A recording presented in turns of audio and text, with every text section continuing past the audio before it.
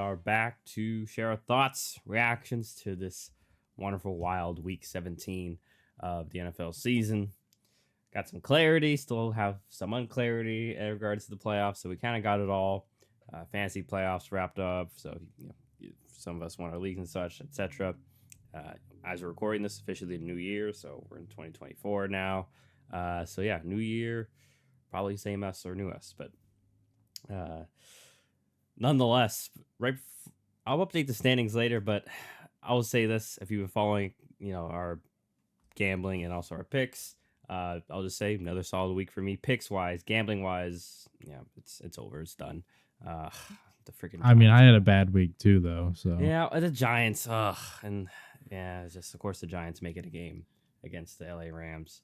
It's just one of those where I look back and I was like, man, there's a lot of other games that I wish I had put more money on instead of banking on the LA Rams, but that is the nature of the beast, like San Francisco, but whatever. We're gonna talk about all those games. So let's start off with the first one, which was a Thursday nighter, which once again feels like forever ago, even though it was 3-4 days ago.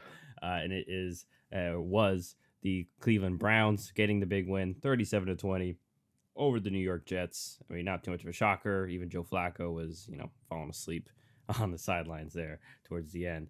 But obviously, Jets not in contention. Browns still firmly, I think that locked up their playoff berth there. And the standings wise, they still have something to play for. So, nonetheless, though, John, what are your thoughts in regards to the Thursday nighter? I mean, Cleveland, man, they're a really good team. Joe Flacco's been balling. The defense has been fantastic. They did their thing. Joe Flacco has really built a lot of chemistry with David Njoku very quickly, and it paid off big time, especially in that first half, where I think he had over 100 yards. He kind of cooled off in the second half, but I think that this game was interesting because no Amari Cooper. Elijah Moore does get injured, and I'm hoping that he's all right because the injuries seem pretty severe. I haven't seen they said any. He was discharged from the hospital a day or two ago. So okay. If he's seen discharged, he's good to go. Yeah, that's good to hear because I had not seen any updates personally on it. So I mean, there was that. Like their playmakers were kind of going down, and they still found a way to move the ball offensively. Jerome Ford had a really solid game.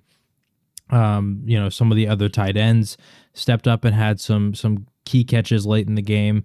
They started mixing Pierre Strong, Kareem Hunt as well, which they, kind of do, but I feel like they were seen a little bit more in this one. So just overall, I mean, this team is just so interesting because I can't remember a team in recent memory that has had so many key injuries and still been able to find a way like this Cleveland Browns team has.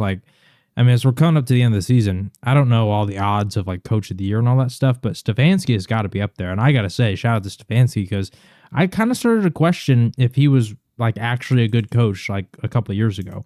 Kind of a year or two into his tenure with Cleveland, it didn't fully seem like everything was quite working, but they have clearly found their identity behind their defense. The offense has really impressively found a way to continuously say next man up, next man up. I think I saw on the broadcast, this is the first team in NFL history to make the playoffs with 4 different starting quarterbacks. It's been wild. So yeah, shout out to the Cleveland Browns. Unfortunately for the Jets, they just kind of ran to the juggernaut of that Browns defense. And it's how it goes. They actually, the interesting part is the Jets offense was kind of able to get some stuff going early in the game. But the second half, the Browns defense completely clamped them. So, yeah, their strategy of forcing it to Breece Hall and Garrett Wilson can only really work for so long, and we've seen that time in and time out with the Jets. Yeah, you mentioned Coach of the Year odds. I pulled them up. Stefanski's in the lead, at least as of right now, according to the sports betting dime site that has multiple, as DraftKings, FanDuel, and it shows the MGM. Odds. So yeah, Fancy's leading in all of those, and then it's D'Amico Ryan second, Shane Steichen third, and Dan Campbell actually now fourth. So oddly enough, John Harbaugh very distant fifth and stuff. But so yeah, you're up definitely onto something in regards to Stefanski. I also want to mention, you mentioned the quarterbacks, and I saw that stat too. Also, once again, like their tackles, they lost both their starting tackles very early in the season. Even lost their backup right tackle that was playing well, and you do kind of see that in regards to they, like you mentioned, the second half.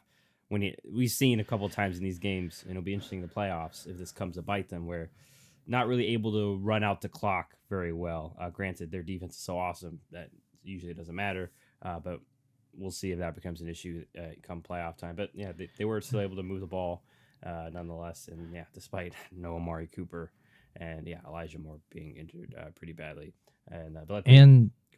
I was just going to talk about the injuries too, like the fact that people like have kind of largely forgotten that Nick Chubb is on this team is just a testament to how good they've been. Because like if this happened any probably of the last 4 or 5 years, you would say this team is kind of doomed because they were so heavily reliant on Nick Chubb and Kareem Hunt as their offense. Like even the fact that David Njoku has stepped up like he did, because there were moments throughout his career that it didn't even look like he was ever going to be like the tight end for the Cleveland Browns. He kind of worked his way in there later. That trade for Amari Cooper with the 5th round pick with my Cowboys, like great trade for them because Cooper's been balling out. The trade for Elijah Moore, like I don't know. It's just I think it's super impressive that a team that I don't remember what we said when Nick Chubb got hurt, but I imagine it was something along the lines of, all right, it's Deshaun Watson is going to have to carry the load or this team is doomed. And then Deshaun Watson gets hurt. It's like, I imagine that I probably even felt like this team was done for. And yet the fact that they're still actually in contention for, like the Super Bowl it's just crazy. Yeah, I think also kudos to their defense. Also, we mentioned they've had some injuries, lost some safeties, but they've had some young pieces. I was texting in our group chat. Jeremiah Owusu-Koramoah has been playing really great for them. A linebacker, he's started to figure it out there. Obviously, Myles Garrett's awesome, and that. And then Zadarius Smith, kudos to him. He had some back issues the past few years, but he's been able to be healthy this year, and we've seen that he can be a playmaker. Obviously, and then their corners also can't fit them because they're one of the main reasons why they're so awesome, because they are one of the few teams that like to live in man-to-man in an age where it's a lot of zones. I mean, rightly so, but Browns showing their dominance, and they're going to be a fun playoff team to watch, especially with Flacco just letting it rip down the field too. Not once again for better or for worse, but hey, we'll see if they can keep riding this momentum. And obviously, we'll see where the chips fall in regards to their standings next week, because they could go up or down, but they at least know that they're going to be playing an extra week in the playoffs here after the week 18. So kudos to the Browns and Cleveland. I know we know that city's been starving for success, especially for football for some time. So good to see the pieces all come together, because you saw it a couple of years ago maybe, but then it all kind of fell apart real quickly. It looks like they're going to be back to what they were. Jacksonville, Blake Bortles, how that all dissipated fast, but looking like they got some good pieces this year. So we'll see if they can keep the momentum rolling. But let's get our momentum rolling to a widely talked about game on Saturday night, as it was your Dallas Cowboys getting a close win. Some would say controversial, but nonetheless, they get the win over the Detroit Lions, 20-19. The floor is yours, my friend. Your thoughts? All right. Well, I'm just going to cut straight to the point of the final play at the end of the game. Number one, shout out Dan Campbell, because the balls on that man throughout the game was pretty impressive. And I think it was in large part due to the fact that although the Cowboys did not score a lot of points on paper, they were moving the ball successfully. And I don't think that he wanted to go to overtime. I don't think that he wanted to kick the field goal and trust his defense in just a lot of ways throughout the game, because he was going for it on 4th down. He was, and then obviously we get to the point where he was taking the 2-point conversion where they wanted to win the game. I also do think that the fact that they won their division and are guaranteed the minimum 3rd seed just kind of put them in a mindset where it's like, we're willing to take more risks probably than normal, because I mean, the only way they could really move up to the 1 or 2 seed is if Philly or Dallas or San Francisco were to lose games. So they needed help, right? So I liked the approach. I know that some people are like, oh, well, why didn't he just go to overtime? I don't know. I mean, just watching the game, I felt very confident that if Dallas got the ball first in overtime, that they were going to win the game. Like I said, on paper, this game was low scoring, but I think that Dallas was moving the ball pretty effectively. Like there was that one interception Dak threw. There was the one turnover in the end zone that CD had, which was a touchback, which I still think is a stupid rule. And I think it should be changed, but I digress. Anyway, straight to the point of the 2-point conversion play. So the ref said that apparently Taylor Decker didn't report. If you watch back, they showed it on the broadcast, the clip of like the 3 linemen walking towards the ref. Who knows what the linemen all said? I saw someone tweet that apparently they sent all those different linemen to the ref in order to try and confuse the Cowboys defense, because then you can't just identify the one guy going to the ref. You actually have to listen to them because the refs do announce who reported. So you actually have to listen to who they said reported, find the guy once he's back in the huddle, and then pay attention to it, as opposed to just being able to like see him once and then it's stored away in your memory, right? So the Lions tried to kind of fool Dallas there. The refs in the stadium only announced number 70, I think it was. I don't know if he actually reported or if him and Taylor Decker did, or if it was just Taylor Decker and they made a mistake. I'm not sure. Regardless, the play gets called back after a very long time. They waited a while to throw the flag, which is somewhat controversial, but I'm imagining that like maybe it got radioed in from the booth or something. I don't know. Because Taylor Decker caught the 2-point conversion to take the lead in the game. And apparently he didn't report. But a lot of Lions fans are upset about it. And I'm going to say the same thing that I say every single time a fan base, including my Cowboys, which is why I feel very justified in saying this, Aaron, because you can attest. I have said this even when it has affected my team. If you don't want the ref to influence the game, just play better throughout the game, and that play would not have mattered like it did. You know what I mean? Like if they had a 14-point lead at that moment, it wouldn't have mattered. Do what the Ravens did, where Lamar got a safety because the ref literally tripped him, and then they go and they blow out the Niners. I know that that's obviously in the context of the game that didn't happen. It was the last play. It's a tight game. It is what it is. But guess what? You want to blame the refs? Jared Goff threw 2 interceptions.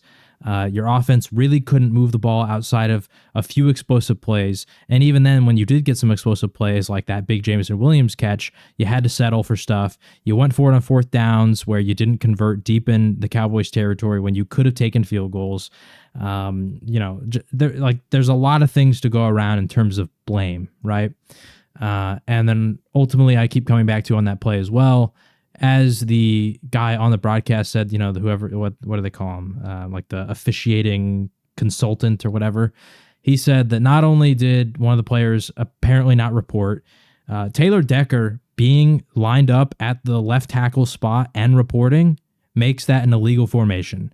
You have to have your 1 through 5 offensive linemen like set, and you can have a guy on the outside of either of those, a 6th lineman report, but you can't have your left tackle spot report and then put another guy on the outside of the right tackle and basically shift the line to the right. You're not allowed to do that. So they have to be basically like 3 spots away from the ball in terms of on the line. So Taylor Decker doing that made the formation illegal, and the wide receiver lined up offsides anyway. So Lions fans can cry that it got called back all they want. They had another chance. The Cowboys then got another penalty on the next play that got them back up like even closer. They had a 3rd chance and they didn't convert it. So the Lions lose. Honestly, for the Lions, the game didn't really affect anything anyway because the Niners go on to win. So the Niners secure the 1 seed.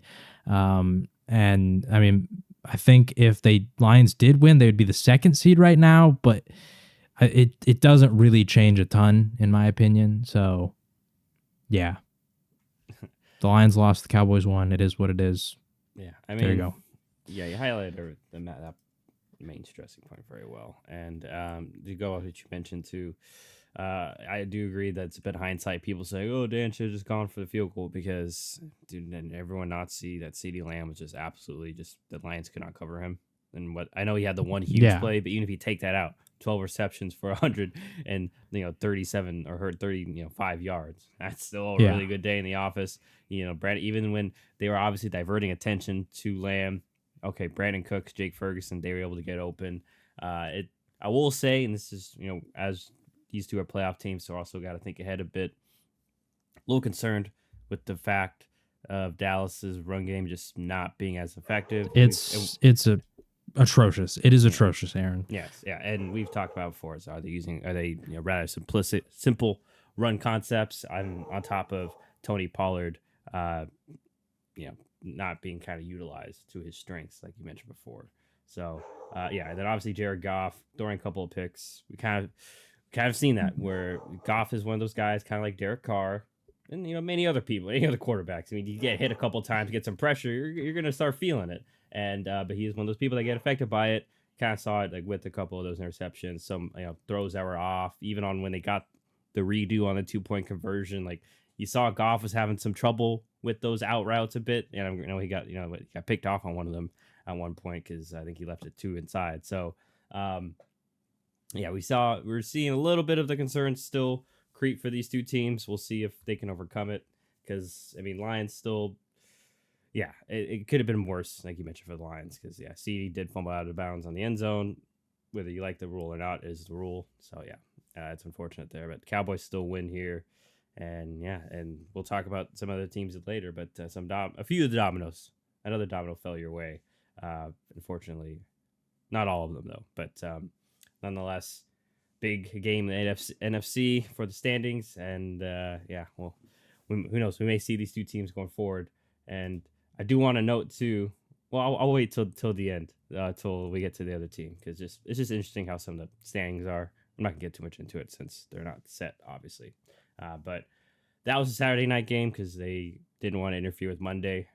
I guess because of the college football games, the NFL didn't want to, compete with that. Which, by the way, it was hilarious. They called it Monday Night Football Special Edition. Like, why? Just call it Saturday Night Football. I'm assuming it's some sort of license. I don't know. It's just weird. Yeah, it is. For some of us, it's just poor people that probably fell asleep before the game or something, took a nap and woke up and were probably confused. Thought they slept through a couple days. But anyhow, let's go on to the next day of football, Sunday, which we all know that's where usually football is. Now let's start. And there with another great game, we just went with a huge NFC clash. Now we're going to a big AFC one. This one obviously determined the number 1 seed. Huge implications between the Dolphins and the Ravens. But the Ravens, they just continue to just be steamrollers, basically, as they dominate the Dolphins 56-19. Lamar Jackson locks up the MVP. I'm assuming you agree so, but we'll see here in a second. But what were your thoughts in regards to the game? I think there was a question about, we talked about it last week. I think Lamar was the favorite after beating the Niners. Mm-hmm. But winning this game, too, it pretty much locks it up for him, in my opinion. It was just such a dominant performance. 5 touchdowns, over 300 passing yards, 18-21. And once again, I have to say this, that out of every MVP candidate quarterback, specifically quarterback of Brock Purdy, Dak, Tua, Josh Allen, whoever, I think you could argue that Lamar is doing it with the least amount of talent around him. The offensive line has had injuries. Obviously, J.K. Dobbins got hurt again, so you got Gus Edwards as your primary back. Keaton Mitchell was there too. He got injured as well. Your primary receiver was Mark Andrews. He's been injured. The rest of your receiver core has been largely, inconsistent outside of Zay Flowers, to where all these other teams, Tyreek Hill, Jalen Waddle, Deebo Samuel, CeeDee Lamb, all these studs, Stephon Diggs, even though he hasn't necessarily quite, lived up to it this year. All these other guys have had just a lot more talent around them. And so Lamar doing this against 2 of the top teams in the Niners and Dolphins at the end of the season too, where, we have to admit that recency bias does somewhat play a factor, right? I think it basically guarantees Lamar wins the MVP, his second one. So shout out to Lamar. I don't know if it'll be unanimous, just because I think maybe Tyreek or McCaffrey might get a stray vote here or there, but I don't really expect any of the other quarterbacks to get one over Lamar at this point. So we shall see. But aside from that, the Ravens, they're dominant. They continue to look dominant. They're beating the best of the best, and they're doing it in really impressive and really dominant fashion. They're looking at the end of the season like the Niners looked in the middle of the season when the Niners blew out the Cowboys, they blew out the Eagles, like they were beating really strong teams. The Ravens are now doing that like heading into the playoffs. So really impressive game from them. They've secured the bye week. We'll see if they play their starters next week. Because I know that like sure they could take 2 weeks off technically, but then you get maybe a little bit worried of like, oh, are they going to get cold? Does this, prevent them from playing well when the divisional round comes? I don't know. So we'll see. But other than that, I mean, it's hard to envision the Ravens not being probably the favorite at this point to win the Super Bowl, considering just how good they've been. Yeah. You mentioned rest versus rust. We'll talk about that with another team. I'm more, especially for the Ravens, more of, and I'm sure that they're going to do this. I think they did a couple of years ago. Patriots used to do it all the time, where they probably play their guys, starters, maybe first quarter, first half, just do some basic things, try to keep them out of harm's way, because, the game doesn't matter next week, really. But just to make sure, like you're alluding to, the rust factor doesn't come into it, especially, going through, just the simplest, like, Lamar had an amazing game. You kind of want him to still be in the zone when he's, you don't want him to, like you mentioned, 2+ weeks, because, yes, it's like 2 weeks and then, the week leading up to the third. So you don't want like almost 3 weeks of Lamar not playing, live action football, because he may be a little late on his, and especially on a crucial playoff game. So I suspect that they'll do that of the sort. But yeah, I mean, Lamar locks up MVP. Amazing passing performance. And also he had the 3 incompletions. Technically, one of them too was a drop by Rashad Bateman very early. That was basically going to be a walk-in touchdown. So really, the day could have been even looked better for Lamar Jackson than it already did. And then on the flip side, for the Dolphins, I mean, once again, Ravens are a buzzsaw, so I'm not going to be too harsh on them right now. But kind of like similar with the 49ers, and maybe just the Ravens have a good feel for what that Kyle Shanahan passing scheme is, because like we mentioned, that was a concern going into this game. But obviously, Ravens were all over it. I mean, there's on one Roquan pick where Dolphins had gone away with running that that slant on the left side a couple of times behind him, and found that hole. But that time, Roquan Smith made an amazing play. Reed, I can't really fault Tua too much on that one, because it was just read and react there. But nonetheless, it obviously doesn't help no Jalen Waddle, but hey, injuries are injuries. And just to reinforce, the Lamar Jackson point too, like Zay Flowers is leading receiver with only 100 yards. Like he even spread the ball around today too. And once again, no Mark Andrews as well. So, like you mentioned, Ravens seem to be getting hot at the right time.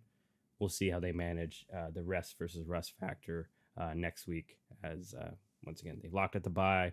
It's not going to be fun going through Baltimore if you're in the AFC, and that's unfortunately what looks like will happen. So, and I will add too about the Dolphins that this is back-to-back games now. They did win the Cowboys game, but this is back-to-back games at home where offensively they just really haven't looked the same. The Dallas game was relatively low scoring, just considering what we know the Dolphins are capable of. And then this game, the Baltimore defense kind of was all over them. So now those are 2 of the best defenses in the NFL. So I'm not going to overreact to this, but going into the playoffs, you're going to play a lot of defenses like that, right? So I don't, it worries me a little bit, because we did talk last week about Miami's. They're sort of similar to Dallas, where they are far better at home than they are on the road. And now all of a sudden at home, they're not even necessarily quite looking the same to end the season here. And so you got to wonder, how does that play into their matchup next week against the Bills? If they do get home field advantage, is that good? If they can they even get it now that like they're in the situation? Things are just really interesting for the Dolphins right now, because, once again, like recency bias is a thing. And so that home field advantage that they had so strongly to start the year, not looking nearly as scary as it once was to go into Miami. And also, I just want to note this, we mentioned it, December, they're not looking as explosive in December. Just saying. Yeah. We said we saw this trend last year, saw it again this year. I know injuries are once again, but all teams deal with injuries, and we'll see if the Dolphins can shake off this rough offensive patch they've been in. Like you mentioned, they do need to, as next week they're playing for their division title. I think they did make that Sunday night game, so we'll definitely talk about that one. And let's see. We'll actually go next though to we can't be in the AFC, going to the Houston Texans. This one would be short and sweet, as in the return of CJ Stroud, they dominate the Titans. No shock here, 26-3. Any thoughts, if any, here, John? Not really. I mean, Titans just not a great team. Will Levis gets hurt. He has to go out. Tannehill comes in. Derrick Henry, another kind of pedestrian performance. It is what it is. I'm thinking that, this was just kind of it's on the schedule, so you got to play it. But I don't think really anybody expected the Titans to come out and do much in this game. Yeah, and we see Stroud. I mean, offense got really back on track here too. I know they got a lot of touchdowns, but still a lot of good drives. Especially you could see him just complete a good game. And Texans have a chance to punch their ticket next week as well into the playoffs. Check in right now, because right now they're still on the outside looking in, but 9-7, they I think technically control their own destiny a little bit.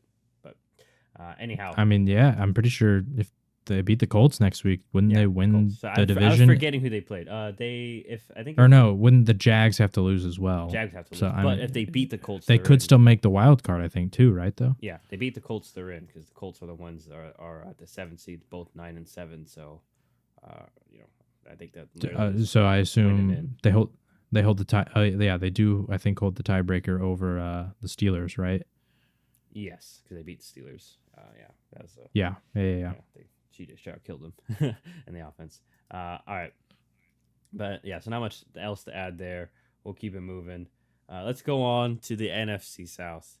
That fun division, as it seemed like Tampa Bay was taking this division by the reins. They're one of the hottest teams in football. But all good things must come to an end, it seems, as they fall to the New Orleans Saints 23-13, making things more interesting down the stretch, because they had an opportunity to, I believe, secure the division right then and there. Unfortunately, slipped through their hands. What were your thoughts here in regards to the Saints getting a big win to keep their playoff hopes alive? I mean, this is one of the few games that I actually correctly predicted. As you mentioned earlier, not a great week for me in picks, and it did go as I expected it to. Now the rest of the games did not really, but this one did. And honestly, it was just, this is the most NFC South thing that could possibly happen, where no team truly pulls away. This happened last year too, where like 3 teams, I'm pretty sure it was the same 3, the Bucs, Saints, and Falcons, were all in contention for winning the division the final week of the season. So of course that's going to be the case again this year. Like, it's just the most NFC South thing possible.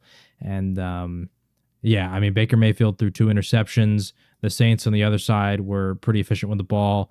The Buccaneers also lost 2 fumbles. And when you turn the ball over 4 times and the Saints turned it over 0 times, it's just not totally surprising to see the result that happens. So, I mean, just winning the turnover battle gets you the win for the Saints. Yeah, that's really it. I mean, that's, like I mentioned, Bucs were playing really good, not turn the ball over and such. And then we see this game. Like you mentioned, they do that. And I'm not going to provide much more, because that's really all that needs to be said. We'll see, obviously what happens between the division. I believe the Bucs, I'm trying to look right now, I think they play the Panthers next week. So they still have, I don't know the percentages. I feel like their percentages are still probably pretty high to to win that game to get into the playoffs. So right. We'll see. Obviously, still got to play it. So Saints obviously hoping. I think that Tampa somehow loses, and they still have to take care of business, I believe, next week as well. And I'm assuming they play. I'm blanking on the other division. Saints. Oh, they play Falcons. Yeah. So we'll see. Anyhow, let's go on over. We mentioned this team a minute ago. It was the Indianapolis Colts. They hung on. We mentioned they're in this playoff race with the Texans, and obviously for their division and such. But they get a crucial win over the Las Vegas Raiders. Raiders made it interesting towards the end, but Colts hang on 23-20. Your thoughts here, John? The Raiders definitely made it interesting. I was a little upset, obviously, that they scored that touchdown at the end, because I picked the Colts to cover. But, it is what it is. The backdoor cover will affect you. And it did on that 3.5 point spread. I don't know how Vegas always gets it so freaking close. They know, man. They know. House always wins. Yeah, I mean, good win for the Colts. They really needed this one. This game was interesting because there wasn't a ton of like wildness here. Like there were no turnovers. There was not really a lot of sacks. Neither team was necessarily, that great in terms of third down. Neither team had a ton of penalties. Like they're both kind of even in terms of penalty yardage. So things were largely even. It just came down to, I think the Colts just had more explosive plays to where you look at like the Raiders, it seemed like every drive that was happening, it just took a lot of like, they didn't have like those big 50-yard plays, right? They had a couple big plays, but they were like 20, 30 yarders. And then everything else was just slowly, meticulously driving down the field. And you can see that even in the fact that like Devontae Adams had 126 yards and 2 touchdowns, but the guy had 20 targets, 13 catches. Like it required a lot of work just to get down there. So the Colts defensive approach of bend but don't break did work for them, considering, like I said, the explosive plays that the Colts were able to have with Alec Pierce, Josh Downs, both of them having 50-yard catches. So, yeah, good win for the Colts. Much needed, as we talked about just now with the NFC, what are they, South or AFC South? So, yeah, I mean, it just puts them in a position where they can control their own destiny in a lot of ways. So, good win for them. Good to see Jonathan Taylor back. And, unfortunately for the Raiders, does eliminate their hopes of potentially making a playoff run. Yeah, and we'll see what direction they take, because it has been a good effort, really good effort, like no lie, by them in the season. They had quite a few impressive performances that no one saw coming. So it'll be very interesting to see what they decide to do in regards to, do you keep Antonio Pierce as head coach? Do you try to move on? Obviously with Devontae, you mentioned him, he had a great game. Does he fit your timeline? Do you try to move on from him? Try to capitalize on his value in terms as an asset. We'll have to see what they do, and obviously draft position wise too. It sucks. It sucks a little bit because obviously they're not in prime position to get when the main quarterbacks. I don't know, unless they figure out a trade up, which could happen, but we'll see if they do. But yeah, you mentioned big impressive win for the Colts. They got some explosives back with Pittman being in the lineup. Obviously, Pierce had his too, but Pittman helps. So, yeah, we'll see if they can punch their ticket next week against the Texans for basically the wild card. Unless, right? Let me go check. Yeah. Yeah, Jacksonville locked. Did they lock up? They're not locked up. No, if Jacksonville loses, then whoever wins that Colts Texans game will win the division. Nice. And but Jacksonville does have tiebreakers, so if Jacksonville wins, they win the division no matter what. Okay, and they play Tennessee, so we'll see what happens there. But anyway, so that it was the Colts taking care of business. Let's go on over to another team. That was the Buffalo Bills. Another game where the score looks close, but it was really just the Bills hanging on. They were ahead by like double digits going into the second half. Going to the fourth, because it was 27-14, didn't score a touchdown. But they beat the New England Patriots 27-21. Like I mentioned, a little close at the end, but they hang on thanks to 3 interceptions from Zappe. So any thoughts here, John? I mean, this was a sort of like the last time they played, a closer game than you'd expect. Now, the last time the Patriots kind of came out on top, and funnily enough, the score is almost the same. I think it was like the Patriots were like 29-24 or something like that. It was very similar. And the most surprising part is definitely the fact that Bailey Zappi threw 3 interceptions and they lost a fumble, and they were still almost able to win this game. So for Buffalo, they were riding hot. This isn't the result you necessarily want. James Cook didn't quite have the impact that he had been having. Stephon Diggs has still not really done a ton on the year. But for Buffalo, at this point, as I said last week, for a lot of teams, a win is a win. It doesn't really matter how you do it. As long as they can just get into the playoffs, then they can try and figure out all the other stuff. That said, I do worry about Buffalo just a little bit in terms of offense, because I do think that they're far more reliant on James Cook and some of the young guys like Kincaid and Khalil Shakir and these kind of guys than they have been in the past. And some of the veterans like Diggs and Davis have just been so inconsistent this year that if a team like the Patriots are able to kind of take away those young guys and the offense isn't able to capitalize on all the opportunities that the Patriots gave them, then things get a little worrisome. Now, that said, I'm not going to overreact too much because the Patriots, their divisional opponent, they know a lot about Buffalo. Bill Belichick's a great defensive mind, so it is what it is. But yeah, Buffalo got the win that they needed. For the Patriots, still competitive. And the fact that they lost this, I think, is actually very crucial considering one of the games we'll talk about later, because I believe the Patriots are now number 2 on the draft board. Yeah, another like 2 or 3, but we'll talk about that later. Yeah, I think we're seeing, I will say, like a little bit, it's a double-edged sword, it feels like, or a bittersweet moment in regards to like Bills. They're finding other ways to win besides relying on Josh Allen entirely, but now it's like, okay, can you turn it back on? Is it good enough to beat, like we meant, like you're kind of alluding to, the playoff teams? Because yeah, imagine. Right.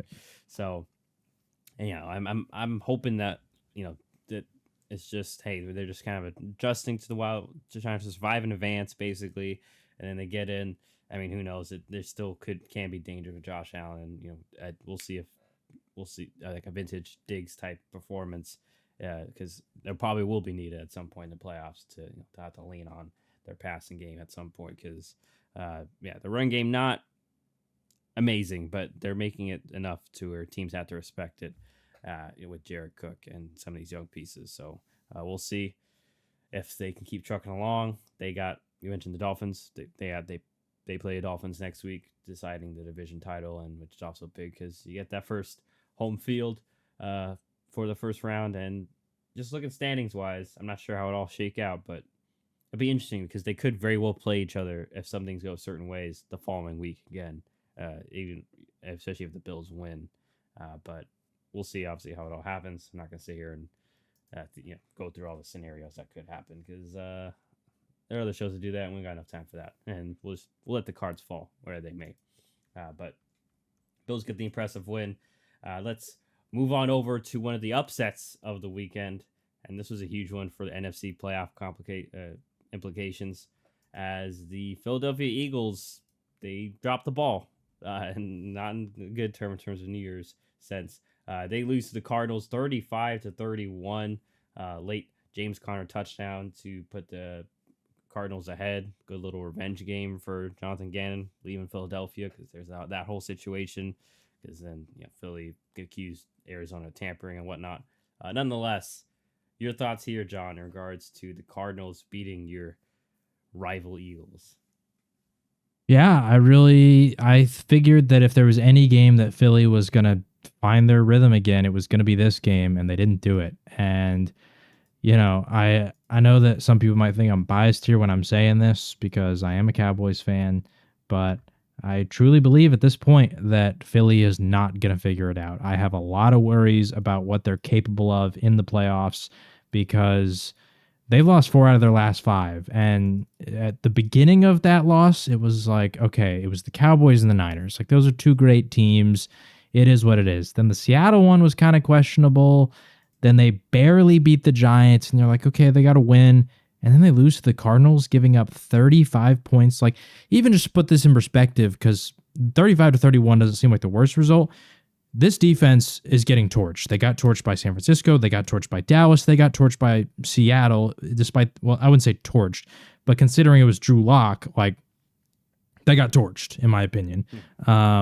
And then you give up 35 to the Cardinals, like, they're getting shredded. They're getting absolutely shredded. And, they scored 31. Well, not really. Like, yes, they scored points, but one of those touchdowns was a 98-yard pick six that was just putrid tackling by the Cardinals offense. Like, Kyler got hit as he threw. I think that he kind of sailed the ball when he did because Michael Wilson was also getting held up on his route, and the ball was way overthrown because he tried to kind of right to Sidney Brown because he got it. Yeah, exactly. All right, let's go, because and only Eagles. There was nobody close to him either. So that's what you're talking about when it's a punt return. Like, he had a lot of room and space to work with, and he took it all the way back to the house. So other than you take that touchdown off the board just to credit what the Eagles offense actually scored, they only scored 24 against this Cardinals defense, which is really not that good. Like, I mean, you know, while we were watching this game, I was talking to our resident Cardinals fan, Kyle, and he's sitting here talking about, man, like we're not good at run defense. Like, why are they not committing to the run?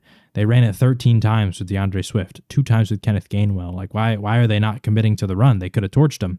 Meanwhile, the Cardinals on the other side, they 100% committed to the run. 26 carries for James Conner, 7 for Michael Carter as well. Kyler ran 5 times. You got Rondale Moore mixed in there as well. So the Cardinals were a much more balanced offense. The Eagles, I don't know. I have concerns about them. Their time of possession was half of what the Cardinals had. And that was despite the fact that like they didn't allow any sacks. They were 4 of 9 on third down, which isn't the best, but it's definitely not the worst. They were 1 of 1 on fourth down conversions, and they only had 1 turnover, being that interception. They didn't have a ton of penalties. Like all the stats there just indicate that like things weren't necessarily going wrong in terms of all those other factors. It was just quite simply they got beat. Like they couldn't move the ball that effectively. They were getting 3 and outs, all this kind of stuff. So, and actually, this is so weird. They were 1 of 1 on fourth down efficiency, but they only punted twice. How many possessions did Philly even have here? That's a good question. I don't know, but I will say, to add to maybe a little your point, Philly time position 20 minutes, Arizona 39 right. Change. So it's just strange that like they converted their only fourth down attempt, but they only punted twice. So, I mean, I guess that means that they had 4 scoring drives because that was 24 points. 7 possessions total. Yeah, 7 possessions total. So 4 scoring drives, the 1 interception, and then the 2 punts. 7 possessions is just not going to get it done, especially considering how porous the defense has been. Like they have to get the ball back like more. They can't allow the opponent to have that much time of possession. They can't allow them to bleed that much clock. And their defense, if they're going to be bad, they need to be opportunistic.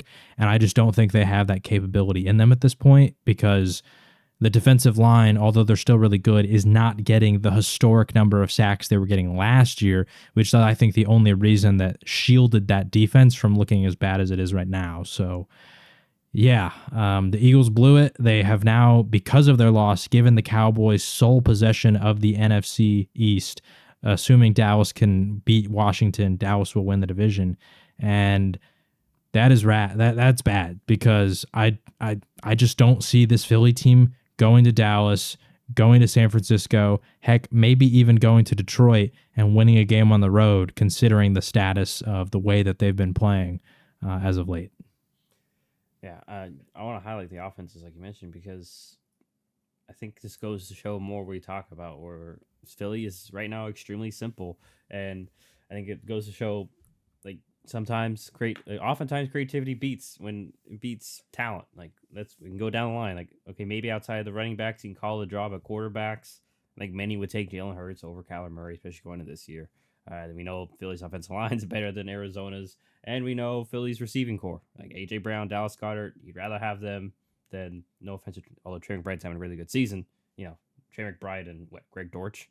But, yeah, like you mentioned, and I alluded to in regards to time of possession, like, Arizona, they did not punt the ball at all. They only had, it was really only their one turnover that they had that you mentioned. Other than that, every time they touched the ball, they scored. And then sometimes it was a 16-play, 59-yard drive. But guess what? It took 10 minutes off, and it ate up time. Like we saw in regards to Philly's offense, they really could never get in rhythm or flow. Maybe that's why Philly wasn't committing to the run, even though like they've even been saying, like the team and different players, like, hey, we're gonna try. And the fans, like last week apparently, were like wanting them to commit to the run, like it is your strength.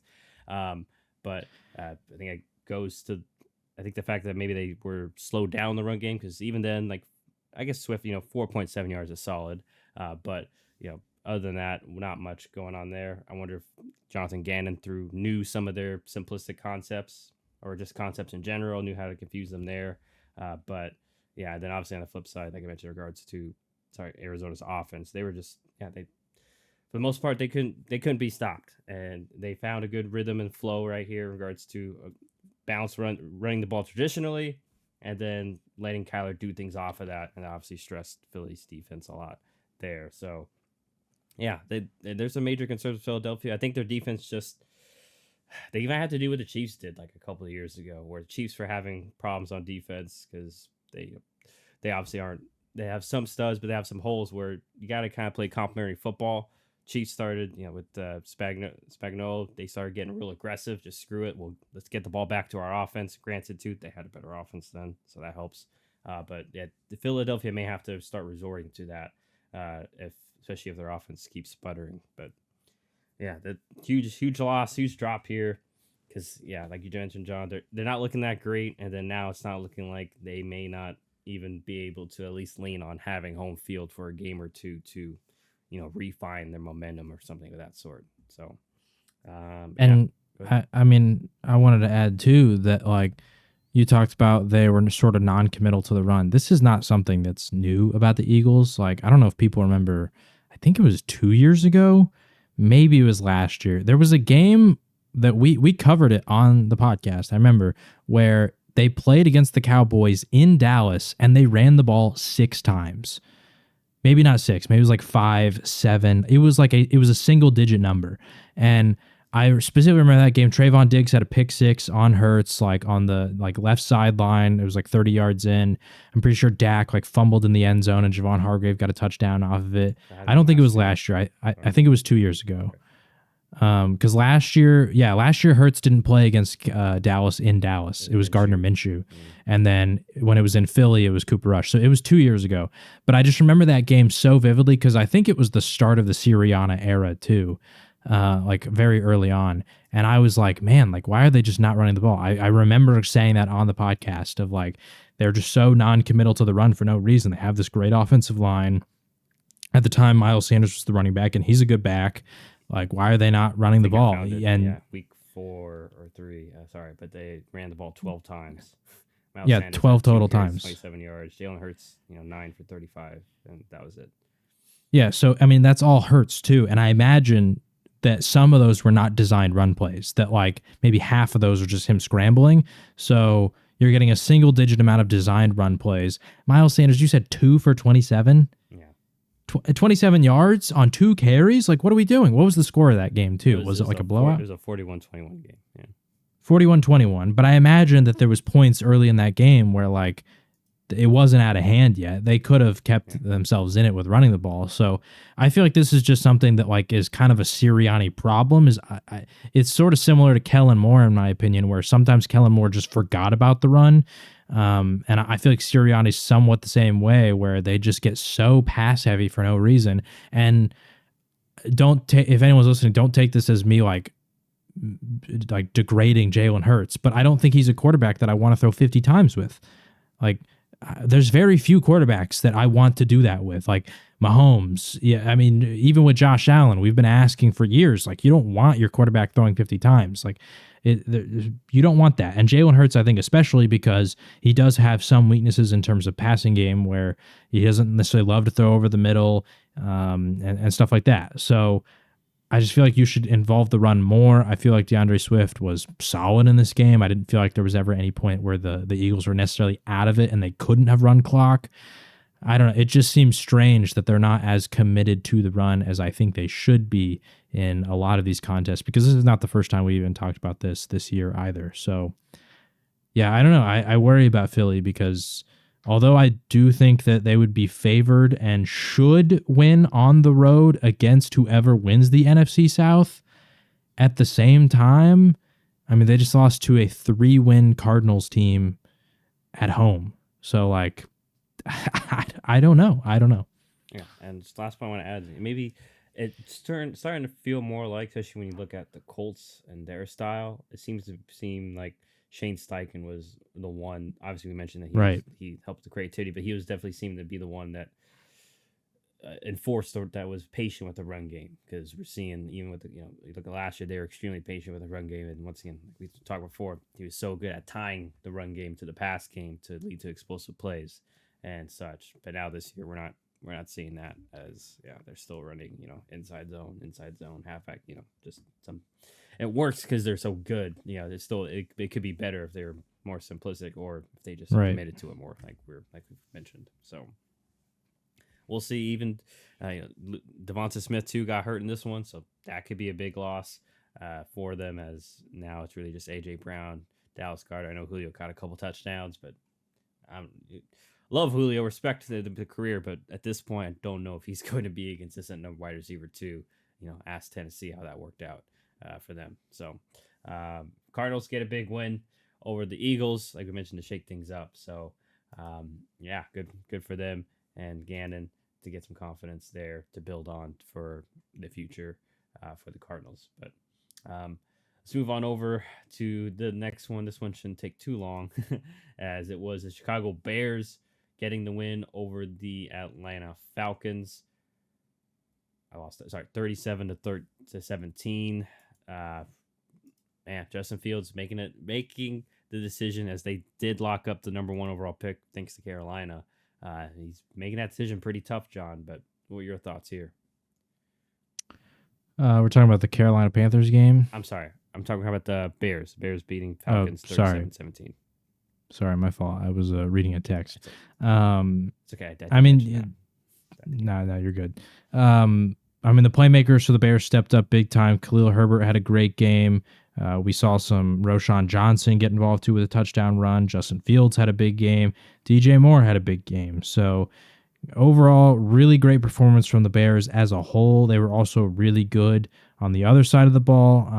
Even for example, limiting the playmakers of the Falcons offense. Like outside of that one Tyler Algier 75-yard drive that was literally just one play, they completely took away Kyle Pitts. Drake London was somewhat involved, but not really.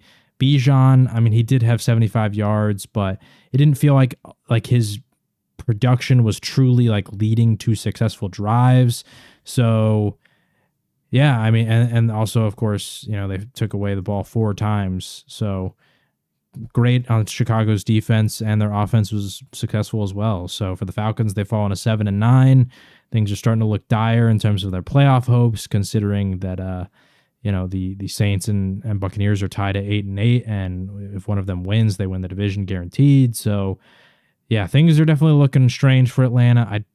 I assume there's still a path, because ESPN doesn't show them as eliminated. I'm assuming there's still a path for them to make the playoffs either through the wild card or winning the division, like you mentioned. So they would have to have the Bucs and Saints lose. Yeah, they do play the Saints, so they can technically control that aspect. Right. But yeah, they need the Panthers to beat the Bucs, which is pretty unlikely. So, they're just in a tough situation, and even beating the Saints outright next week, I feel like, is going to be a tough task, because the Saints are, although they're not very consistent, they're not a bad team by any means. So, yeah, I don't know. Things are looking a little interesting for the Falcons, and you got to start to wonder, does Arthur Smith keep his job? They're similar in like the Raiders, where they don't have a high enough draft pick to like necessarily go out there and get a top end quarterback in this draft without trading up.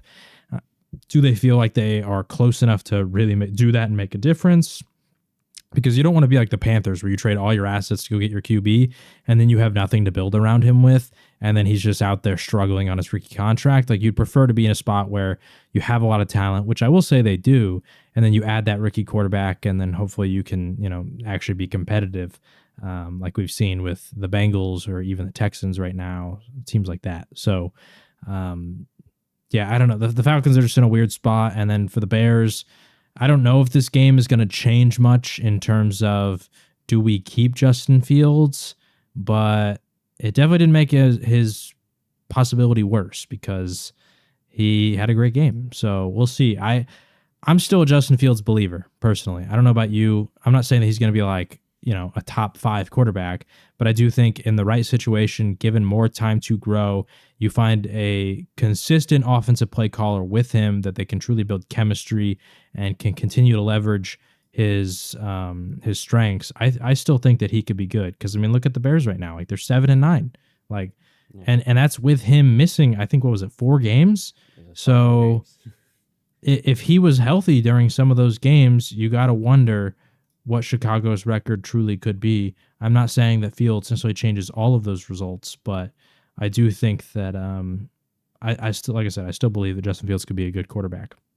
Yeah, I think I mentioned this before, and I'll say it again though. I think the Bears just need to keep building what they got. Like Fields, I think we see the run game been going very well too. He adds a little bit of dynamicism to that, and like we've seen in recent draft years, we can go back.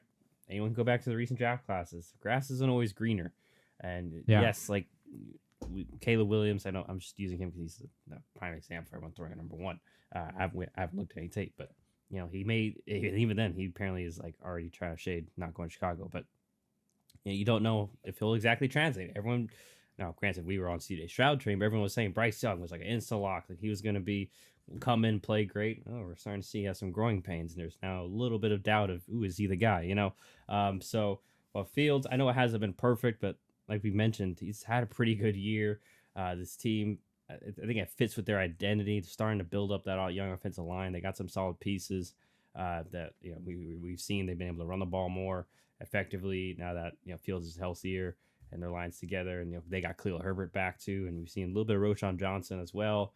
So that's some pieces there. We know DJ Moore is freaking awesome, and the same with Cole Kmet as well. So hey, maybe you trade out of the number one overall pick if you can, or heck, maybe just grab Marvin Harrison there. I don't know what their plan is, but yeah, I'm all for building around Fields just because you really don't know what it is like on the other side. Now, granted, it'll be interesting nonetheless because I think we talked about it private. Like Atlanta's like a good little spot for Justin, and especially if they are willing to give up their mid-round pick, especially if the Bears kind of can't find exactly a good trade, and maybe they are completely sold on Caleb Williams and they're willing to part with Fields. They at least get a first rounder kind of equal value almost back. That would be interesting because we both expect, even if they don't get rid of Arthur Smith, I definitely expect Atlanta to be in the quarterback market because you kind of have to be at this point. And they've been in the quarterback market. Like they were one of the teams that was apparently, I think they were the team that was actually going to get Deshaun Watson until Cleveland offered him the fully guaranteed contract. Yeah. And that was what put him over the edge. But when it was not a fully guaranteed contract from any offer, then the Falcons were the team. And so they've been in the market. Now, they also were one of those teams that said they didn't want Lamar Jackson, which was kind of crazy. And maybe they were bluffing because, I don't know, maybe it wasn't even a real report. I can't necessarily remember. But I don't necessarily buy that. I do think if Lamar hit the open market, that there would have been a crazy bidding war that would have broke out for him. But regardless, I think they'll be in the QB market. And I think that Fields would make a lot of sense there considering the playmakers they have. I mean, talking about Kyle Pitts and Drake London, just even looking at the box score of this game for Chicago, surprise, surprise, DJ Moore gets 9 catches for 160 yards. Oh, you could be doing that with Drake London. And then your second leading receiver is Robert Tonyan, 3 for 40. I mean, that's more than Kyle Pitts got in this game. And we know that when what's their tight end? Yeah, Cole Kmet, whenever he's healthy, Justin Fields loves to target him too. So just in general, I feel like Fields could make sense for this offense because he definitely will lean on your playmakers and put them in position to make plays. But it just remains to be seen if they're, what happens with Chicago. Because like I said, I still think there's a possibility that they could continue to build around him. I don't know how they're going to play out because I don't know their internal opinions on him, because getting a new quarterback sort of resets the timeline for the GM, the coach, all these kind of things too. So to where if you put all your eggs in the Justin Fields basket with the number 1 pick this year, and like, let's say next year, it like completely collapses, ownership is going to be very upset. You had your opportunity at Caleb Williams. You could have got him. If he starts doing well, then your owner's always going to compare Fields to him forever. And then you're going to be in a bad spot. So it's a really weird, but interesting spot to observe what the Bears do here. Yeah. And also if Fields does get traded, what the price tag will be, because like I said, I still think he's a really good quarterback. Yeah, we'll see. We'll have to see how it all plays out, and obviously Atlanta still in playoff hopes somehow. But I'll be honest too, before we move on, out of the NFC South, I would rather see the Bucs. I want to see the Bucs as a representative because I feel like the other two are definitely going to be out very quickly, and it's just going to be a waste of our time. I would agree too. I'm very intrigued by a Tampa-Philly matchup. Yeah, that could be assuming that's what happens, because that's, as of right now, that would be the matchup. So we'll see. Anyhow, let's move on over Next game, not much to talk about here. Niners, they dominate the Commanders. Took a little bit of time. It was a little bit close, but then quickly pulled away there in the second half. But any thoughts here, John, in regards to this one? Which game we're talking about again? Sorry. Niners, Commanders. Niners beating the Commanders pretty badly. I don't have a lot of thoughts. Niners roll. They lock up the 1 seed in the NFC. Good for them. For the Commanders, for them, they had benched Sam Howell. He has to come back in the game. He throws 2 picks. I think we're at a point where the Sam Howell experiment for the year, although he had flashes where he looked really good, I don't think the Commanders are necessarily willing to commit to him. Who knows? Maybe he can go somewhere else and have like a Jameis Winston arc where he rides the bench for a couple of years, then maybe we can become somewhat possibly relevant later down the road. But yeah, I'm kind of expecting Washington to probably move on, get a quarterback in the draft because they're top 3 right now, right? Yeah, they're not top 3, top 4 spot. So yeah. I also want to throw up, hey, maybe Atlanta goes after Sam Howell. I'm just saying, I don't know how it works. Maybe he would probably be better, ironically too, because they could have had him because they picked Ritter. Anyhow, I'm not gonna add much else here. All I want to add is it'll be interesting to see what San Francisco does exactly. We talked about it for the Ravens. Do they play a little bit of their starters next week? Do they, because you do want to still make sure you're still in the football shape and mentality. You don't want to be too far, like I mentioned before, out of that, especially if, once again, it's just interesting because both the Niners and Ravens are easily one of the most physical teams, 2 most physical teams in the league. So you kind of want to make sure you don't lose that edge or try to take time to regain it when you come back into the playoff fold. But we'll see what happens with the Commanders. They got a lot of questions to answer. Head coach, quarterback, etc. And Niners, they just got to figure out what, how much rest they want for the next few weeks.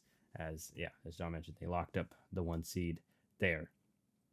So we'll move on from that blowout to another game that expected to be a blowout. It wasn't. But nonetheless, at least for their sake, because that's all they care about, the Rams win over the New York Giants, 26-25. It's a little bit of a close one here. It's a little bit scary. But nonetheless, John, who do you have here? Or sorry, not who you have here, but what were your thoughts here? It came down to a game-winning field goal attempt from the Giants, and Crosby misses it, unfortunately for the Giants. Or, well, I guess if you're a Giants fan, maybe fortunately, because you're wanting the better draft position. The Rams, it was just a messy game. They had 3 turnovers. They weren't very good on third down. They were 2 of 8 on third down efficiency. It was not a great game from the Rams. This was one in which, obviously Kyron Williams had a good effect, but it wasn't as explosive as we've seen him in some of the past games where he was putting up 160 yards. Now 87 yards and 3 touchdowns is nothing to scoff at, but just putting that into perspective that maybe that's why the offense wasn't as strong as it previously was, is because Kyron Williams wasn't absolutely carrying the team on his back. Puka, he did have a lot, he had 118 yards, but I think a lot of that was on one play, right? It was a 60-yard catch. It was an 80-yard catch, or really, it was like a 10, 12-yard catch. Broke a tackle and ran down the sideline, got pushed out at the 2. That set up the Kyron Williams 2-yard touchdown run. Because it affected my fantasy championship in our dynasty league because Mitch had Puka and I had Kyron. Yeah, and so sure, he had 118 yards, like you just said. It was like an 80-yard reception or whatever. So you remove that one explosive play, he had 4 catches for 30-something yards, which is kind of similar to Cooper Kupp, 4 catches, 27 yards. So the playmakers just weren't as involved as maybe they have been in the past. It was a lot more of Demarcus Robinson and Tyler Higbee to try and move the ball down the field with Kyron Williams, of course. And so I think that just maybe opens up the door for some of the mistakes that we saw. Also, the Giants did a pretty decent job from what I was watching at getting pressure on Matthew Stafford. It wasn't the cleanest of pockets. They did end up sacking him 4 times. So overall, I'm not super shocked that the Giants were able to do this, especially with Tyrod Taylor at quarterback, because I do think actually out of all the quarterbacks they have on the roster that he is the best. And we saw that he was able to add that extra layer to the offense with his legs that, Tommy DeVito doesn't quite offer. And although Danny Jones is fast, he's not agile. And I think he has terrible pocket presence, like the worst in the NFL. So he doesn't quite know when to take off. But Tyrod was able to do it and get some key third down conversions. And then obviously that huge explosive play to Darius Slayton and that punt return. So, like I said, I think the game wasn't fully as close as the scoreboard would indicate, but the Rams kind of just they beat themselves up in this one. Yeah, I think a little bit too with the Giants. They're one of those teams I mentioned, like with Philadelphia, where they throw some. Wink Martindale does some creative, crazy things Right. that like you really can't prepare for, because it's like they didn't do this last week. They'd never done this before. It's something he literally drew up in the lab today, and he's like, I want to risk it, just playing zero cover to this crazy blitz. So, yeah, it'd be interesting to see.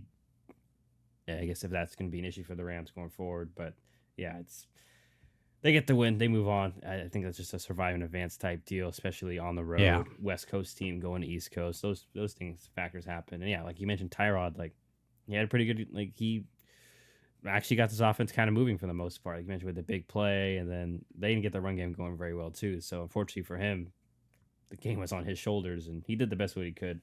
And yeah, they had opportunity. They did have opportunities to win. Just missed some field goals and such. Mason Crosby.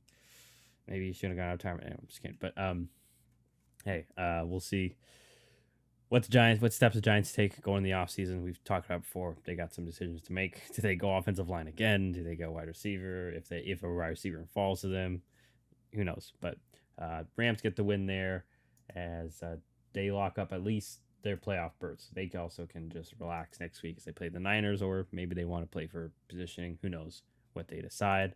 Let's go on to the next one here, though. This one will be rather short and sweet, as it was the Jacksonville Jaguars.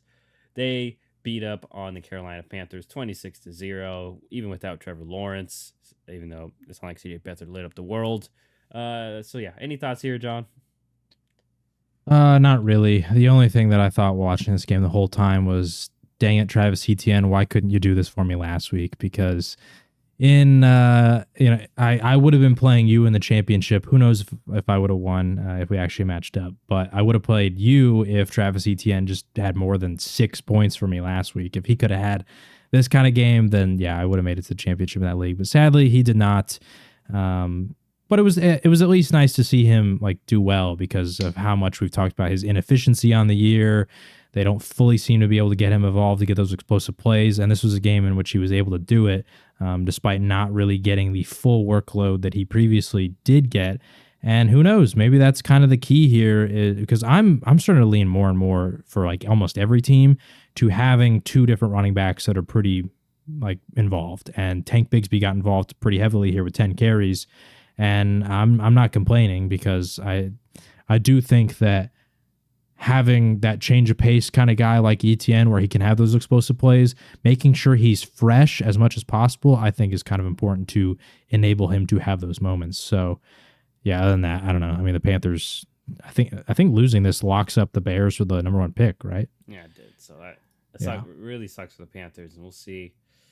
I don't know how much money they have for agency wise, but they're gonna have to, like, I know they got some young pieces, but they still need a lot of help. We mentioned wide receiver wise, offensive line wise. I mean, Bryce Young still got killed here. 6 sacks.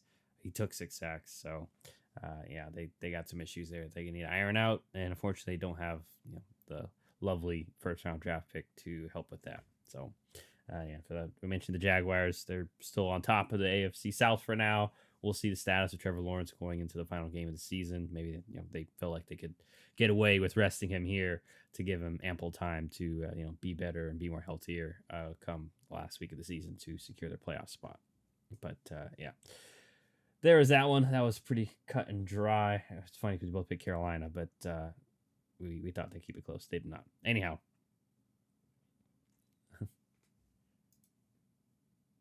It's good that the Jaguars were able to have this game despite Trevor Lawrence not being there, because we talk about, like, obviously in the moment it's like, oh, it's Carolina, like who cares? But look at what the Eagles did. They needed they're similar in that Jacksonville was losing and struggling and needed a bounce back, and they got their bounce back that they needed, albeit it was against the Panthers. It's still, I think, important that you get that, because it can maybe give you some momentum going into the end of the season and help them win the division, to where Philly did not have that bounce back that they needed. So yeah, especially with your backup, sometimes it it provides confidence to the other guys, like, hey, we can still win, right, even if Trevor isn't 100% or with us. So anyhow, let's go on over. I mentioned let's go to the king of just messing up the playoff picture, mudding things up. And that's the Pittsburgh Steelers, as they beat the Seattle Seahawks 30-23. Further, they're in the mix, John. That's all I gotta say. Is they are. If certain things fall a certain way, I don't even know what has to happen, because are they eliminated? I'm trying to see. Sorry. For the Steelers, you mean? Yeah, they're not gonna. No, they're still in this. Sorry, they're still in the They're playoff still in it. contention Yeah. somehow, some way. I guess. I think if they win and Buffalo loses, maybe. I'm trying to see, because technically Houston and Indianapolis beat them. Houston beat them. Indy beat them. I'm assuming that maybe there's like a way they get in with like a 3 or 4 way tie, because that's when those like the head to head isn't necessarily as important, when you get those really weird, like a lot of teams have the same record, because then it can go to some other tiebreaker. Okay. So maybe if like you have it, what I pulled it up via Adam. Thank you, Adam Schefter. Okay, so Pittsburgh, to get in the playoffs, they have to win and need Buffalo to lose, or they would need Jacksonville to lose or tie. Obviously Pittsburgh has to win in most of these scenarios, so I'm not going to include that. And then, or Houston, Indy can tie somehow. If they tie and Pittsburgh wins, then they're in. And then the other way is, really just there's 2 other scenarios, but it's like Pittsburgh tie plus. But the easiest one is Buffalo winning, right? Buffalo losing. Or sorry, losing. Yes, losing. Buffalo or Jacksonville losing. I guess they technically have the tiebreak or some sort of tiebreak over Jacksonville. Well, so if Jacksonville drops the ball somehow, they could stumble out of the playoffs. But if Jacksonville loses, then so in the Jacksonville scenario, is that assuming Buffalo loses too? No, it's just it can be independent. So if Jacksonville loses and Pittsburgh wins, because they're both 9-7, I guess. So Jacksonville. Actually, no, that would make sense, because if Jacksonville loses, the Colts and Texans winner, who holds the tiebreaker over them, actually would win the division. Okay, that does make sense. So yeah. So anyway, nonetheless, Pittsburgh, they found a way here, John, to still keep themselves in. I mean, us even talking about them, of course, as everyone knows, Tomlin secures the streak of above 500. But more importantly, keeps doing it. More importantly, they shocked the Seahawks here, which shouldn't be too much shock, but they beat the Seahawks here pretty soundly on the road. So what were your thoughts here? I was very surprised, honestly, in Seattle's performance. I thought that they'd be better on their home field. I did not think their defense would be allowing 30 points like this, but they did. And, it's another one of those games where, like, not a lot of turnovers, not a lot of sacks, not a lot of penalties. It was kind of similar to that Eagles Cardinals game where, like, Seattle, they got dominated in terms of time of possession. Pittsburgh was able to keep the ball, burn a lot of clock. Najee Harris ran the ball really well in this one, which is somewhat surprising. Jaylen Warren also ran the ball really well in this one. George Pickens had a lot of big plays. So yeah, ultimately, I'm not a Seahawks fan, so I'm not gonna, say I'm disappointed in them, but I specifically thought that in such a crucial game against a similarly inconsistent team in your home field, Seattle would have showed up better than they did, and they just didn't. Yeah, I think for me, a little bit of this, like I've mentioned before, Seattle's just super simple, and Pittsburgh, they at least know what they are, and especially on offense, and kudos to them. They've been leaning more on the run game, as we've seen. It hasn't worked in a couple of weeks, but hey, we saw obviously this one and worked out well, and then they were able to create explosive plays, something that we haven't seen them do really at all season. We saw it last week, with George Pickens one-on-one a couple of times. Obviously, we saw it again this week, and then even with a couple other people get involved. Deontay Johnson, Freiermuth Mason Rudolph didn't really spread it around. Didn't have to though. He hit those shots for the most part when they needed to, and yeah, like you mentioned, they just ate up time possession, and Seattle did get the one turnover. It was a fumble by Geno, I'm sure, and such, and that kind of turned out to be the kind of deciding point, as it was a one possession game, unfortunately. But now Seattle. Let me double check. I think they're still. They're on the outside looking in. They need my Packers to lose next week, because they are now Seattle's the 8th seed. So that'll be interesting. But like I mentioned, Pittsburgh, they could sneak into the playoffs. People, we could very realistically see them. Unfortunately, come wild card weekend. So, nonetheless, good win for them and Mike Tomlin securing that record. And like I said last week, like I'm sure all the uproar for some reason occurred where people wanted to fire him again. Sure, it dies down now and I saw someone they made the post course NFL about this streak and someone commented like, oh, but they don't win the playoffs the past 2 years. I was like, yeah, like that's the thing. Like Pittsburgh has over exceed expectations like the past couple of years, despite how many franchises would kill for that kind of success. Like we're sitting here celebrating like Detroit and Cleveland throwing basically almost wanting to throw a parade for when they clinched a division title. Pittsburgh's like we're in this every year, baby. Like so they always have a chance, and you're sitting like, because the crazy part about the Steelers too is we're sitting here wondering like, man, imagine if they got like a CJ Stroud, like what they would be capable of considering the success they can have with kind of like average or below average quarterbacks, not that great of a running game, not a good offensive line. Like they have so many problems and yet they're winning all the time. Like it's crazy. Yeah, they miss on their draft picks. They haven't Bush didn't work out. Even some of their stuff. It's like, oh yeah, so this team should be worse, but no, they figure out a way every year to be competitive, and and I think that's a big culture thing. So kudos to them nonetheless as they secure that, and we'll see if they can sneak their way into the playoffs. But let's move on over to the Kansas City Chiefs as they eliminated the Cincinnati Bengals basically from playoff hopes as they beat the Bengals 25-17. Like we mentioned, we made our picks. Like we knew it was unfortunate because this was supposed to be probably a big matchup for the NFL. Mahomes, Burrow, the Chiefs' offense doesn't look the same though this year, and obviously Burrow gets knocked out earlier in the year. So still a close game though. So we got a little bit of what we wanted, but a lot of field goals from the Chiefs. But what were your thoughts here, John, in regards to the Chiefs getting the win here? Much needed win for the Chiefs. They were just in a position where if they lose this one, they're sitting at 9-7. Things are getting a little dire. Like, had the Raiders won their game, then things get real complicated in terms of like they might not even win the division. Luckily for them, the Raiders lose, so I believe they've secured the division title, right? Yes, like they've, correct. Yeah. So that's good. They will host a playoff game, but at the same time, they're just not the Chiefs of old. So we'll see with them going to the playoffs. I don't really put too much stock into this win. For the Bengals, it would have been real nice to win for this one because then they would be at 9-7, and the whole NFC North would have had winning records, which would have been crazy. Or sorry, AFC North would have had winning records, which would have been pretty crazy. I mean, they still can't next year, but or next week. But I know what you mean. Yeah. They could go. But who do the Bengals play?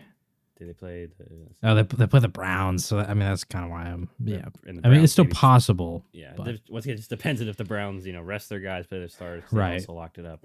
They're on the flip side. They've locked up a playoff spot. So, I will say in regards to this one, I did like the committal to the run game. Granted, maybe it helps when you have a healthy Isaiah Pacheco, but Kansas City seemed more willing to play that style.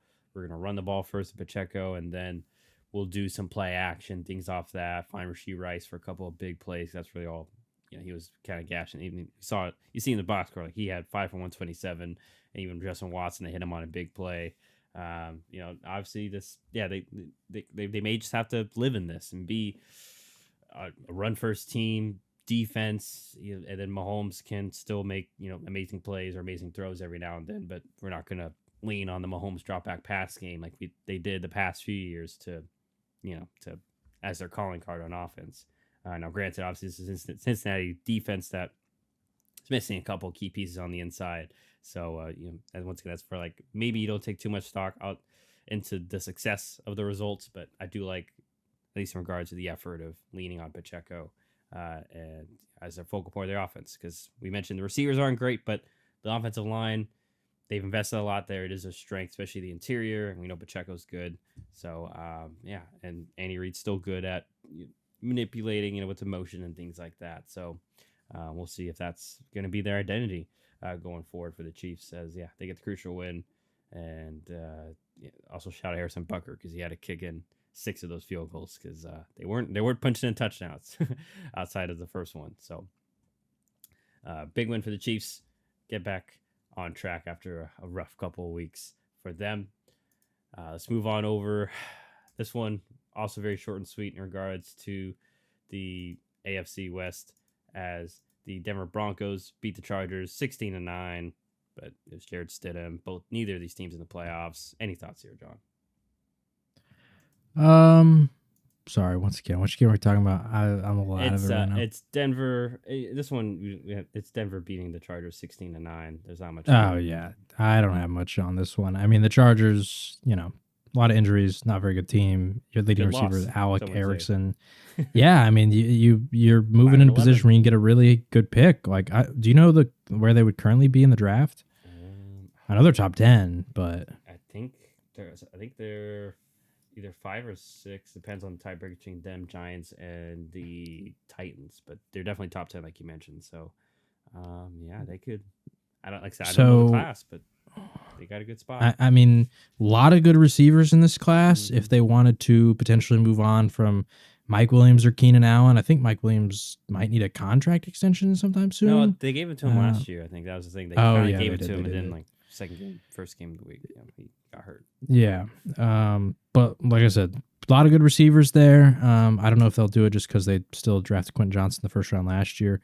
Maybe they draft another tackle to help protect Justin Herbert. A lot of good tackles in this class. Or they could go get like a pass rusher or something, because who knows how long Khalil Mack is going to stick around and stay there despite how good of a year he's having. And, Joey Bosa's been in and out, so you could add a third guy to that mix, and he can eventually take over as the starter once, Mack's gone. Regardless, I mean, I guess good loss for the Chargers. For the Broncos, you had Jarrett Stidham. You got Sean. Why am I only thinking McVay? Sean Payton. I could not. I was thinking McDermott and McVay, and I was like, "What is his name?" Yeah, Sean Payton. A lot of Sean's. He's making comments of like the only reason, or the biggest reason we started Jarrett Stidham is because we think he gives us a competitiveness to win. Come on, Sean. Like, we all know it's for the whole, contract situation with Russell Wilson and the injury guarantee. You don't got to pretend like it's not. But at the same time, although the Broncos are not looking like they're going to be making the playoffs, they could beat the Raiders next week, go 9-8, and I don't know if they're officially eliminated yet. I don't think they are, so there's probably some weird possibility they could. Do you know if that's a thing? They are mathematically eliminated. Okay, they are eliminated. I imagine they have like loose tiebreakers, some of these teams, but because I know the Texans beat them earlier in the year. I don't know about if they played like the Jaguars or the Colts or any of those teams, the Steelers, but regardless, like, if they could have a 9-8 season, I would call that a success personally for the first year of the Sean Payton era. Yeah. No, I think because it's in division they were 3-2. I don't know, but they didn't play any of those teams. I guess maybe that also hurts the fact that they would own those tiebreakers, and they're pretty poor in their own division and conference, I guess. Gotcha. But yeah, it'll be interesting to see what happens with Denver, obviously, with the whole Russell Wilson ordeal, because like. Yeah, do they move on from him? But like, as far as everyone knows, it's a lot of money, and they gave up a lot of assets to do so. And like I mentioned before in our group chat too, where I was like, man, Sean, you really came in and your big thing was you're gonna get this offense back on track with Russell Wilson. It was gonna be because you flamed Nate Hackett for basically not maximizing what was there, but then now you're gonna be the one that also says, yeah, let's get rid of him. Like, I don't know, not a great look. And I will say, I saw a report that they might have difficulty with free agents in this upcoming offseason due to how they've handled the Russell situation. And I think it was one of the more credible reporters too. Yeah. So you're not the only one noticing that. And also, I want to note, when he left New Orleans, and for even those years before he left, the last 2-3 years, New Orleans was not in a great space cap wise. They were in cap hell. Yeah, it was bad. He left them in cap hell because he also gave them that. I know it wasn't like a lot of guarantees, but the Taysom Hill contract was an interesting one that they gave him, and then he left. And then now we go here, and I'll grant he wasn't here for the Russell Wilson thing. And I remember I at least questioned it at the first two. So I think it's maybe more the front office whenever they gave Russell his extension like a week, like after week 1 in that first year. I was like, wait a minute, like why all? Anyway, so. We'll see what happens here with the Broncos. I'm sure it'll be very interesting to see how all those dominoes fall. But in regards to the game, no one really. I'm not gonna lie. Didn't even watch it. Had no fantasy implications there. I almost did, but Cortland Sutton was knocked out with a concussion before game. So thank you for that. Anyhow, let's go on over to last but not least the Sunday night game as it was the Green Bay Packers, my Green Bay Packers, beating up on the Minnesota Vikings, 33-10. Was not the start that Jaron Hall wanted, unfortunately. So they pulled him, put in Nick Mullins. Not that it helped that much. As my Packers dominate here. Your thoughts, John?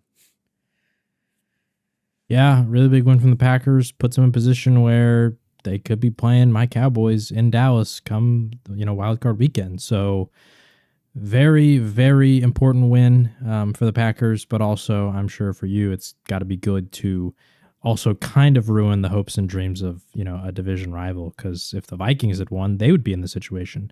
So that's got to be nice. I want to say too, shout out to, it was great. They let Kirk bang the drum and all that, or do the horn thing. But I was also like, this do y'all not know? Like, I know, like, do y'all know like a bit of the memes about like how Cousins is not great in prime time, and he's the one that's gonna in prime time, in prime time with your season on the line. I know it's inspirational for everyone to see him and his chain and the sun and all that. And that was great, but yeah, I'm not blaming him. Obviously, it's not his fault. But it was good to see this game. Really, just the offense been picking it up. We've seen that they found their stride with Jordan Love. He's being more consistent in regards to short, intermediate, and also hitting the deep shots when he needs to. I mean, who suspected Bo Melton to be our leading receiver, and he was looking really good. He almost had another, could have had more. There's that 1 4th down conversion that he dropped on the crossing route. So once again, this one where game could have looked worse than it was, but it wasn't. And hopefully, though, Jane Reed is okay, because no Christian Watson has hurt, but once again, Jane Reed's kind of stepped up and filled in as the explosive receiver, the intermediate to deep threat that Watson was.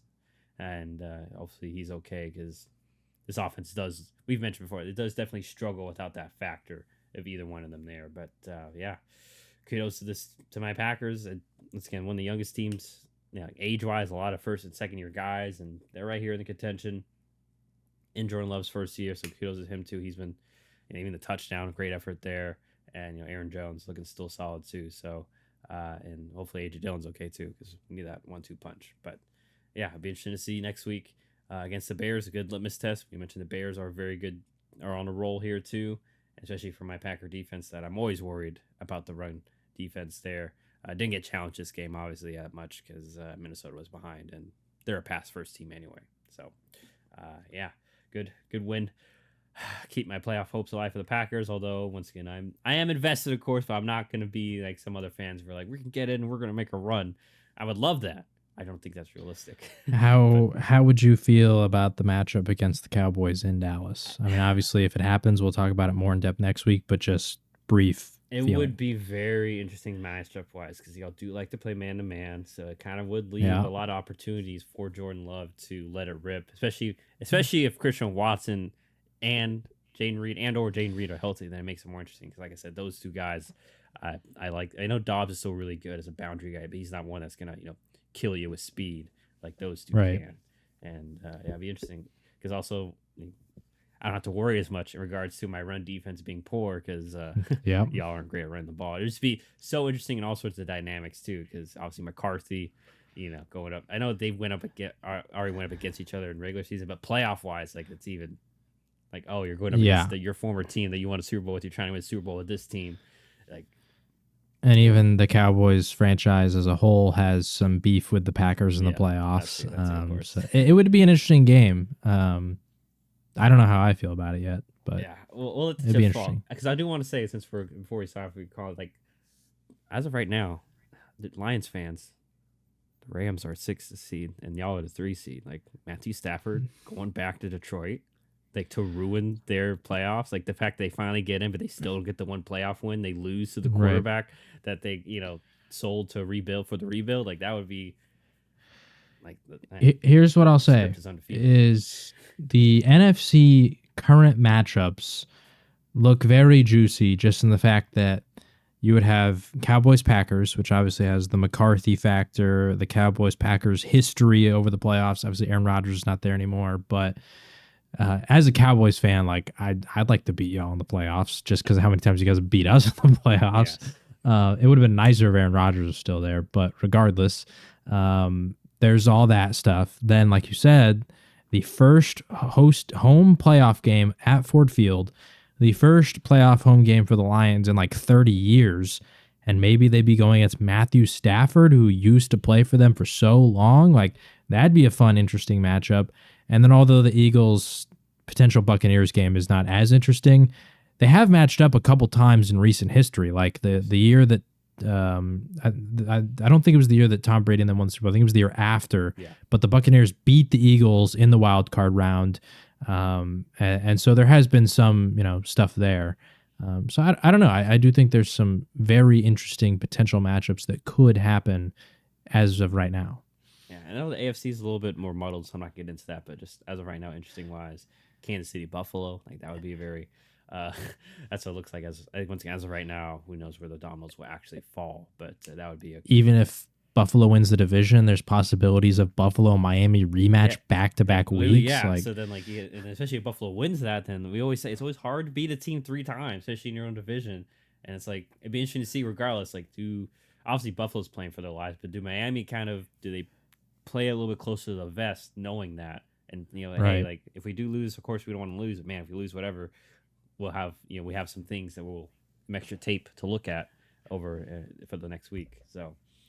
And I don't know, too, about, like, in terms of standings, but I think if the Chiefs were to lose next week and the Jaguars win, there's maybe a possibility the Chiefs are the 4 seed and they play, like, Cleveland. Like, that'd be kind of a weird game where two good defenses. The only reason that wouldn't happen is because they did beat the Jags, so they would. Oh, yeah, you're right. So unfortunately, it looks like Chiefs are kind of locked in there. But, yeah, that would be great.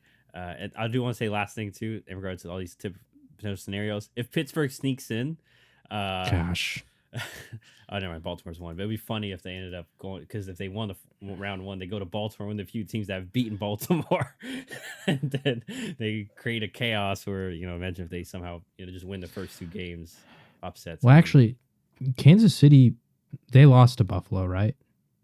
I believe so. I'm sorry, I'll have to pull that up in a second. I'm pretty sure they did, right? It was like 20-17. It was that game where there was the very controversial stuff that happened. Yeah. You're correct. So winner of Buffalo Miami is actually guaranteed 2nd seed, right? Yes. Okay, so yeah, they'd have Pittsburgh would have to go play one of those teams. That'd be kind of gross, but. But anyway, or regardless though, even if Buffalo wins, then potentially Miami, especially if Cleveland wins, Miami would be the 6th seed, and then we have the Tyreek Mahomes and actually going against each other on American soil. That whole aspect too. So there you go. So there's some extra spice there that we know could potentially happen in the AFC. Obviously, we will let all the chips fall where they may, and we'll see what happens. But for the most part, the script has not failed, and I've had a pretty exciting NFL season thus far. So for John and myself, that will do it. We'll obviously be back later in the week to make our Week 18 picks against the spread and / bets. Spoiler alert, John's killing it in the money. Thank you, LA Rams, although that's on me for putting all the money on them. If I had just evenly spread my money, I would have had a great week. Yeah. To be fair, I put 500 on the Rams as well, so I got that wrong, and I put 500 on the Cowboys and got that wrong. So I didn't go as big as you did on one game. I tried to spread it out in case I got one wrong, but then I got both wrong. So yeah, you got Baltimore right though. That helped save the week. So yeah. Anyway, once again, that'll do it for John and myself. Always feel to like, review, comment, subscribe, etc. And like I said, we'll see you